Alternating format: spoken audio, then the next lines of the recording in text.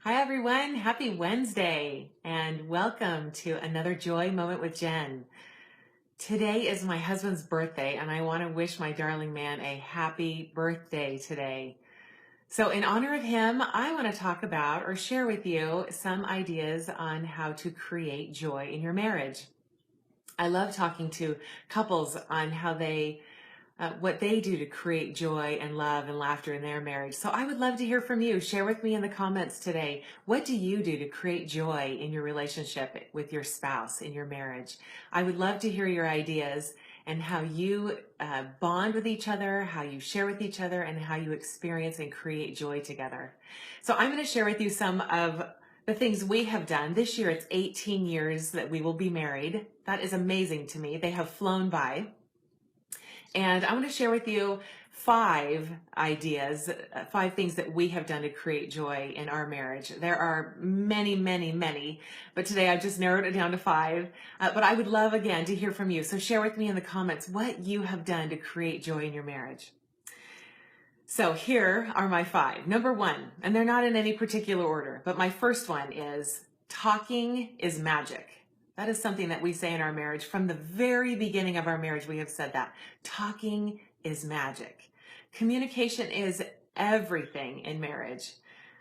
You need to really listen to each other and validate each other. And not talk to be heard, but talk to listen. Sometimes when we don't communicate, we allow resentments to creep in and misunderstandings, and that can really cause damage in a marriage. So when you communicate, you can build trust through sharing and being and confiding with each other and being each other's best cheerleader and encourager. So my number 1 is talking is magic. Communicate and share and really open up your heart to your spouse so you create that bond and closeness through that magical talking. My second way of creating joy in marriage is learn each other's love languages and then become a master in their love language. If you're not familiar with what I'm talking about, Dr. Gary Chapman, I know it's going to be backwards, but he wrote this awesome book called The 5 Love Languages. If you haven't read it, I suggest that you read it.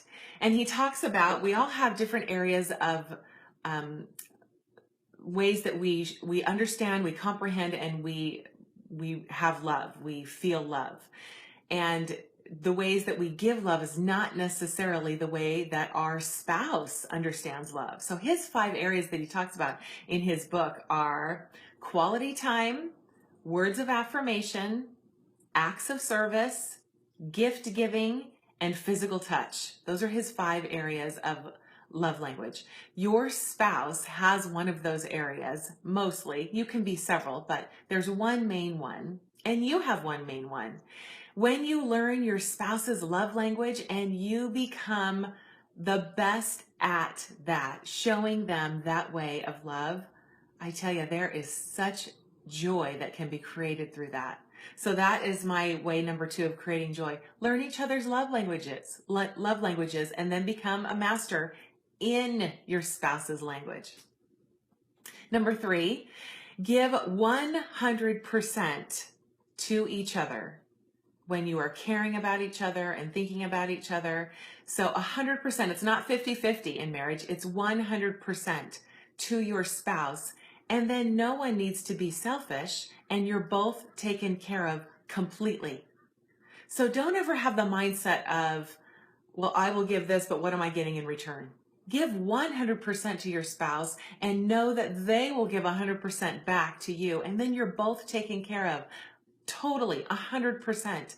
And then no one needs to worry about being selfish because you're both taking care of each other completely. My number 4th way is to keep God number 1. Pray for your spouse and pray with your spouse. Remember that God brought you together for a reason. Figure out what that reason is and then go and bless other people with that reason. So keep God number 1. Keep him in your relationship. Share your heart with him on your own and with your spouse. And keep him with you in your relationship, in your marriage. and joy will be created through that wonderful relationship and blessing. And my number 5 way is to keep dating each other. Have fun together and laugh together. Have healthy emotional and physical intimacy with each other.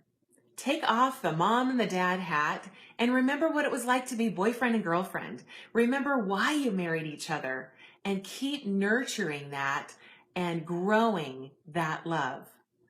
So I know sometimes it's hard when we have busy schedules, when we are mom and dad, when we are running around, and it's hard to take that time for each other. I remember when our children were much younger and we had a hard time going out and dating.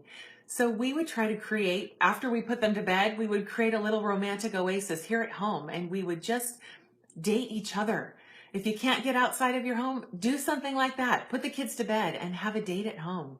Or go grocery shopping together and talk just with each other and put your devices away and look at each other in each other's eyes and communicate and share and remember what it was like to date each other and spend that time alone together.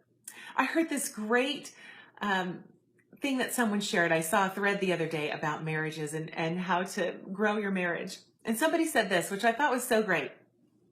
If you do what you did at the beginning of the relationship, all throughout your relationship, the relationship will never end. Think about that. When you very first started your relationship, all of the excitement, all of the passion, all of the love, and the ways that you would dress up for each other and treat each other in the best manner, with the best way. If you do that all throughout your marriage, through your relationship, it will never end. So remember, my friends, take care of your spouse, cherish your spouse, and make them feel like they are the most amazing person that you know. When they walk through that door, receive them with love and excitement and joy, like they are the most amazing person in the world to you. Make them feel like that. Be their cheerleader, be their encourager. And when someone feels like that, you can't help but be filled with joy in your marriage.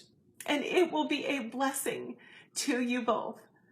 I would love to hear the ways that you exercise your joy muscle in your marriage. How do you create joy in your marriage? Share with me in the comments what you do. I love to get ideas from each other and try them out, because we all need to cherish this most important relationship that we have, our marriages. We need to feed them with love and nurturing and caring. So share with me how you exercise this joy muscle and create that joy in your marriage. I would love to hear from you. And if any of you are struggling in this area and you'd like resources, I'm happy to share with you some of the resources that we have used to strengthen these areas and to create more joy in our marriage. So my friends, remember to always be kind to yourself and to others, serve others, and create joy in your life and in your marriages this day. I hope you all have a beautiful day, and until next time, take care.